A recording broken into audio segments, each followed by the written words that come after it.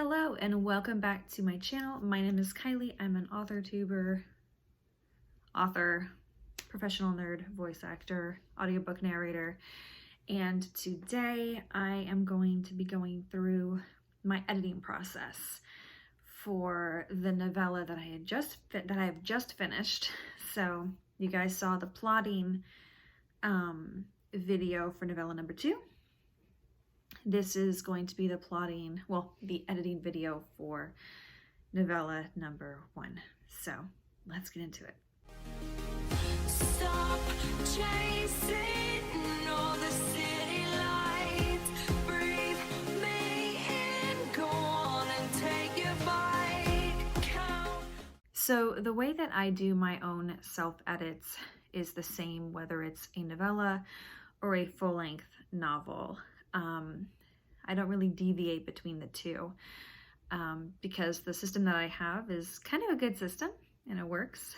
So I wanted to keep it because I know that it works for me.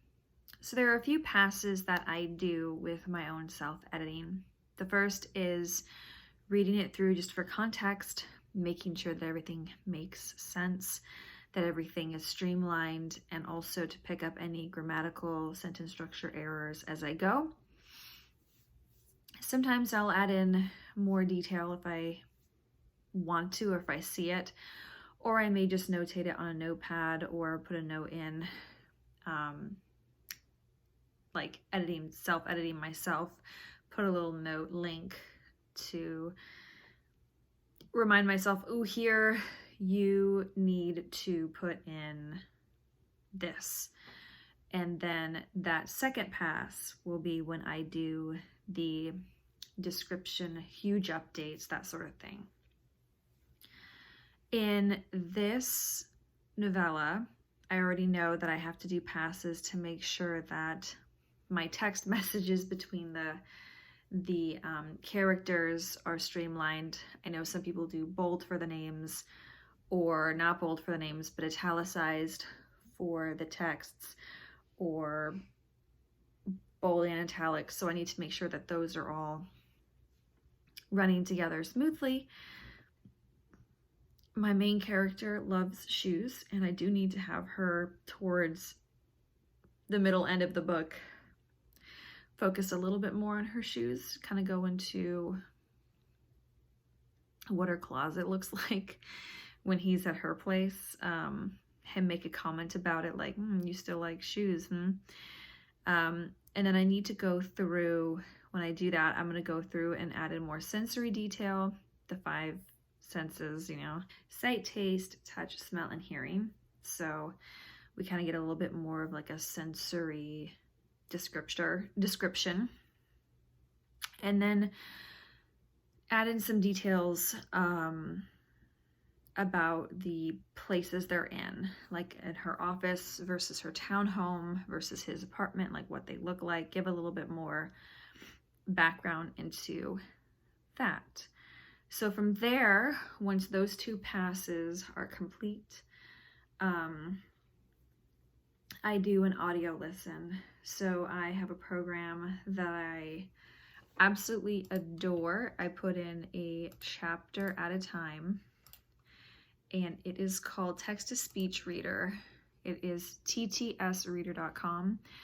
You can put a chapter at a time, and it will read you back the file that you put in. So it's super easy. I use Daniel. He's a British dude voice, and he's not annoying or anything like that. So I find him rather nice to listen to. And that just helps me make sure that I don't miss anything, because I've written this rough draft. I will have read over it 2 to 3 times before I put it through the audio file listen.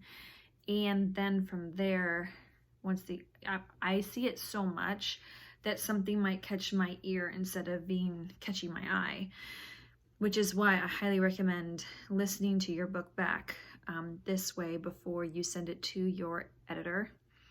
So from here, I will send it to my editor for the first round of edits, and she'll get it back to me in a couple of days or so.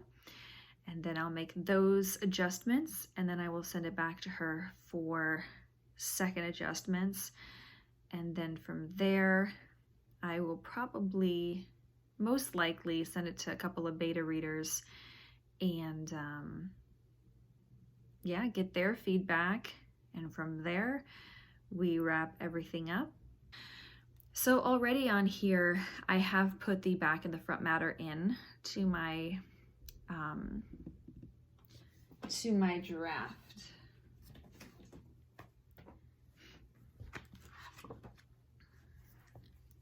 When I ended this rough draft, it was 27,132 words.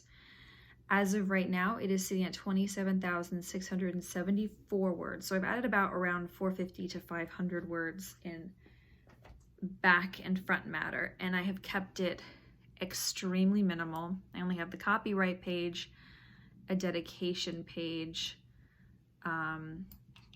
and once it goes into vellum, it will make me my, your index page for you. I don't have to worry about that in the Word doc. About the author, my thanks to page, so people that I'm acknowledging in the back, my list of other books that I've written, and then a newsletter link sign up. And since I will have all 3 of these novellas written and ready to go on hand, I will put down a link for the ebook for the second one. So that will come eventually. So I have sent to my cover artist the size of the book, the dimensions of the book, and the interior paper color. So I like, I believe it's 5.25 by 8. So I really, really like that size of a book. It's this size right here. This is my Legend series, book 5, Rise of the Dragon. And the paper color is the cream. And I just love how vellum works. It's amazing. I love it. So because I am going to be 31 weeks along tomorrow, I'm going to go ahead and get set up on a more comfortable surface where I can put my feet up to do this editing, and I will set you up behind me so you can just kind of watch how it goes. Yeah, it's pretty simple. It's pretty basic. I have my sticky notes of things that I have to do, and I know that I have about 2,300 words that I can play within to hit that threshold of 30,000 for the novella. So let's get started.